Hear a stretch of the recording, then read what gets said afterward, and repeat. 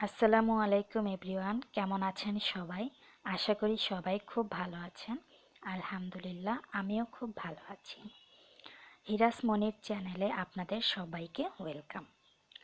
তো যারা আমার গত ভিডিও দেখেছেন তারা তো জানেন যে আমি বলেছিলাম আমার শরীরটা খুব বেশি ভালো নেই, যার কারণে এই অবস্থা রান্নাঘরের। আসলে এটা ছিল শুক্রবারের ব্লগ, কিন্তু আমি বৃহস্পতিবার থেকেই অসুস্থ। বৃহস্পতিবার বিকেল থেকেই আমার শরীরে জ্বর ঠান্ডা। তো সেজন্য রাত্রে বাসায় আসার পরে আর আমি কোনো কাজ করতে পারি নাই। এখন তো শীতের দিন, পানির কাজ সন্ধ্যার পরে করলে আরও বেশি ঠান্ডা লাগতে পারে। তো সেজন্য আমি আর রান্নাও করতে পারি নাই, খুবই অসুস্থ ছিলাম। তো এই অবস্থা হয়েছে এখন রান্নাঘরের, কারণ এগুলো তো ধোয়া হয়ই নাই। যেগুলো আমার ধোয়া ছিল সেগুলো নামিয়ে কাজ করা হয়েছে।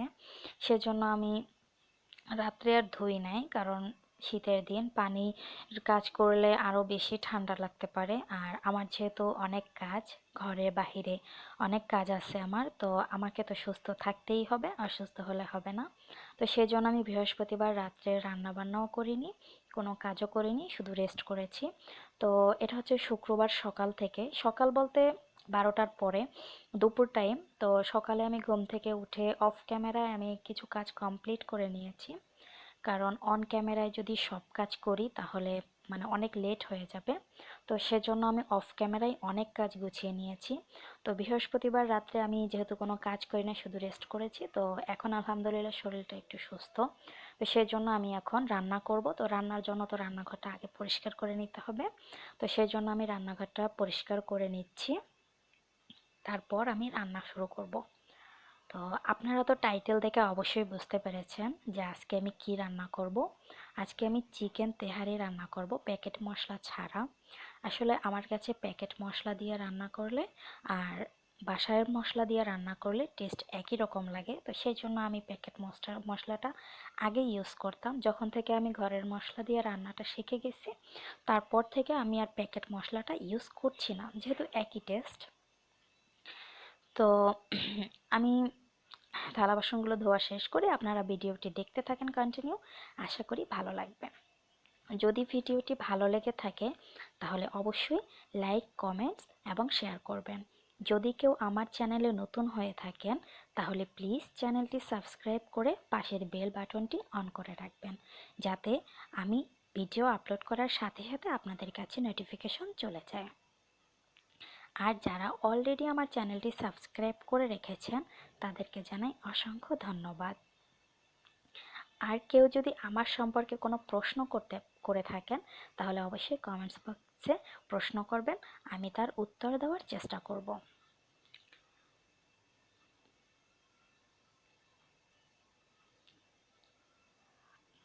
তো ঘরের আরও অনেক কাজ বাকি আছে। তো আমি তো শনিবার থেকে বৃহস্পতিবার পর্যন্ত পুরো সপ্তাহটাই খুবই বিজি থাকি, যেহেতু ঘরের কাজ বাইরের কাজ সবই করতে হয়। তো শুক্রবার দিনে একটু ফ্রি থাকি, আর শুক্রবার দিনে অনেক কাজ করতে হয়। আবার শুক্রবার দিনে একটু এটাও খেয়াল রাখতে হয়, যদি বেশি কাজ করি তাহলে আবার অসুস্থ হয়ে গেলে শনিবার থেকে আবার কন্টিনিউ চালাতে পারবো না কাজগুলো। তো সেজন্য একটু বুঝে শুনেই করি। তো আজকে এখনও অনেক কাজ বাকি আছে, কিন্তু আমি আগে রান্নাটা কমপ্লিট করে নেব, যেহেতু আমার হাজব্যান্ড আসবে, খাওয়া দাওয়া করে আবার চলে যাবে। তো সেজন্য আমাকে রান্নাটা তো টাইম মতো করতেই হবে। সেজন্য আমি আগে রান্নাটা কমপ্লিট করি, তাকে খাইয়ে বিদায় দেওয়ার পরে আমি আবার বাকি কাজগুলো করব।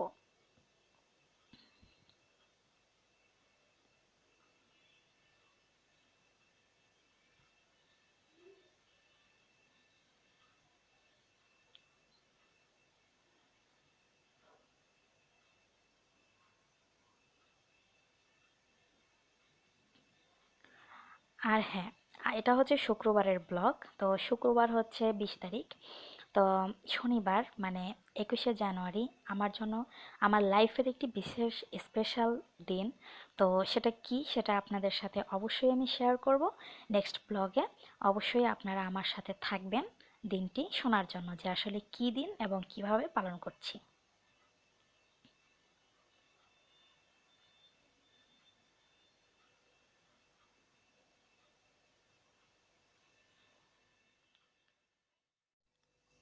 তো এই তো আমি এবার রান্নাঘরে চলে এসেছি, এবার আমি রান্নাটা করব।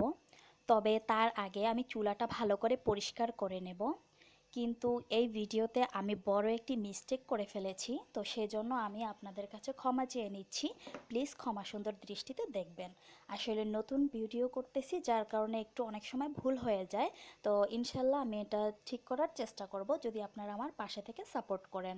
তো ভুলটা কি হয়েছে, আমি যখন রান্না বসিয়েছি, কি কি উপকরণ দিয়েছি কিংবা কি কি মশলা দিয়েছি এবং কিভাবে আমি মাংসটা কষিয়েছি, কিছুই আমি ভিডিও করতে পারিনি। অ্যাকচুয়ালি আমি মানে ভিডিওটা অন করি নাই, নাকি আমি ভিডিওটা কেটে ফেলেছি সেটা আমার অ্যাকচুয়ালি মনে পড়ছে না। তো এটা মিস হয়ে গিয়েছে। তো প্লিজ, আমি এটার উপকরণগুলো আমি বলে দেবো এই ভিডিওতে, এবং আমি ডিসক্রিপশন বক্সেও লিখে দেবো। Please don't mind. তো এই তো আমি এখন মাংসগুলো আমার কষানো শেষ। এবার আমি মাংসগুলোকে একটি প্লেটের ভিতরে ঢেলে নেব, কারণ এটার ভিতরেই আমি দুধ এবং পানিটা গরম করে নেব। তো আমি এখানে 2 কাপ চাল দিয়েছি, যার কারণে আমি 4 কাপের চেয়ে একটু কম দুধ এবং পানি দেব। 2 কাপ দিয়েছি আমি গরুর দুধ লিকুইড, আর 2 কাপের চেয়ে একটু কম দিয়েছি আমি পানি। তো প্লিজ আমার এই ভুলটাকে আপনারা ক্ষমা সুন্দর দৃষ্টিতে দেখবেন। আমি কি কি উপকরণ দিয়েছি, কিভাবে কিভাবে মাংসটা কষিয়েছি, সেটা তো আমি বলেই দেবো। ডিসক্রিপশন বক্সেও আমি লিখে দেবো। প্লিজ ডিসক্রিপশন বক্সটা আজকে আপনারা চেক করে নেবেন।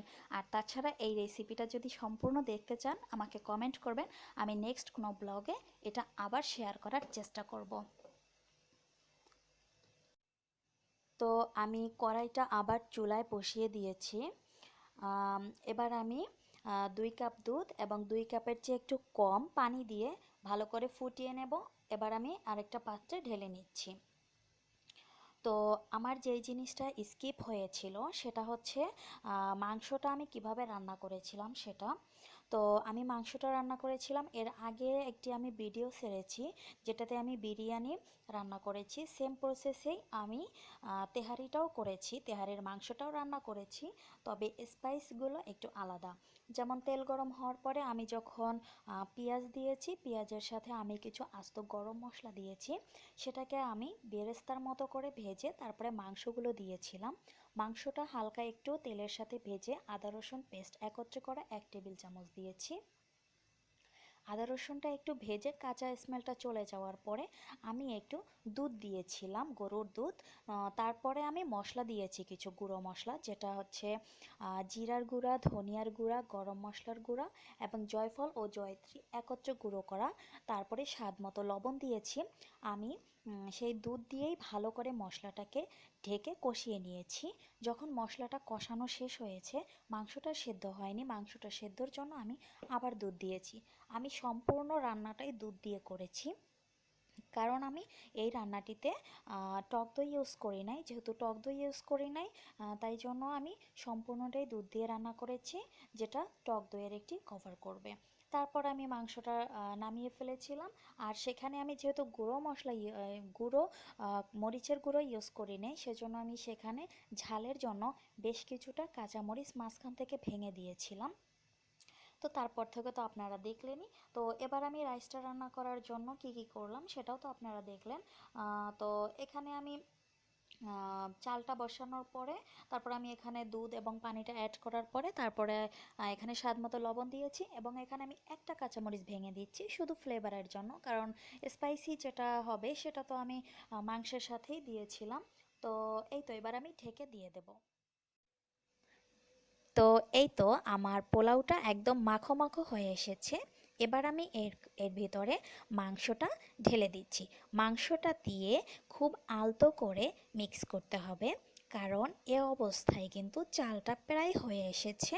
তো এখন যদি খুব জোরে নাড়াচাড়া হয় তাহলে চালটা ভেঙে যেতে পারে, সেজন্য আমরা আলতো করে নেড়ে দেব। আমি আলতো করে নেড়ে চারপাশ সমান করে দিচ্ছি। এবং এ অবস্থায় যেহেতু চালের মধ্যে কোনো এক্সট্রা পানি নেই, তাই এই অবস্থায় চালটা নিচে লেগে যেতে পারে। সেজন্য আমি নিচে একটি তাওয়া বসিয়ে তারপর আবার কড়াইটা বসিয়ে দিয়েছি এবং চুলার হিটটা একদম লো করে দিয়েছি। 10 মিনিট ঢেকে রাখার পর এখন আমি একটু ঘি দিয়ে দিচ্ছি। ঘিটা আমি অলওয়েজ শেষে দেই, তাতে স্ট্রং ফ্লেভারটা আসে। এবং কয়েক টুকরা কাঁচামরিচ মাঝখান থেকে ভেঙে দিচ্ছি, এতে ঘ্রাণটা খুব সুন্দর আসবে। 5 মিনিট ঢেকে রেখে দিচ্ছি। 5 মিনিট পর আবার ফিরে আসলাম। তো দেখতেই পাচ্ছেন আমার তেহারিটা প্রায় শেষ। তো এখন দেখাচ্ছি তেহারিটা কতটা ঝরঝরে হয়েছে। আসলে চালের ডাবল যদি পানি দেওয়া হয় সেটা একটু নরম হয়ে যায়। আমি অনেকবার চালের ডাবল পানি দিয়েছি কিন্তু প্রত্যেকবার আমার নরম হয়ে গিয়েছে। তো এই জন্য আমি ডাবলের একটু কম দিই। তো আমার রান্নাটা কমপ্লিট হওয়ার পরে আমি আমার হাজবেন্ডকে খেতে দিয়েছি, কারণ সে খাওয়া দাওয়া করে আবার চলে যাবে। আর তাছাড়াও আজকে ভিডিও করতে করতে আমার অনেকটা দেরি হয়েছে। তো তাকে আমি আগেই খেতে দিয়েছি, কারণ আমার আরও কিছু কাজ ছিল, সেগুলো কমপ্লিট করে পরে আমি খাচ্ছি। আর যেহেতু আজকে আমার বের হতে হবে না, আজকে শুক্রবার, তাই আমি পরে একা একা রিল্যাক্স করে খাচ্ছি। তো নেক্সট ব্লগে আমি বাকি কাজগুলো শেয়ার করব। এটা তো দুপুর, তারপরে আমি বিকেল থেকে বা সন্ধ্যায় রাতে কি করেছি সেটা অবশ্যই পরের ব্লগে আমি শেয়ার করব। তো আপনারা আমার পাশে থাকবেন। আজ ভিডিওটা আর বড় করছি না।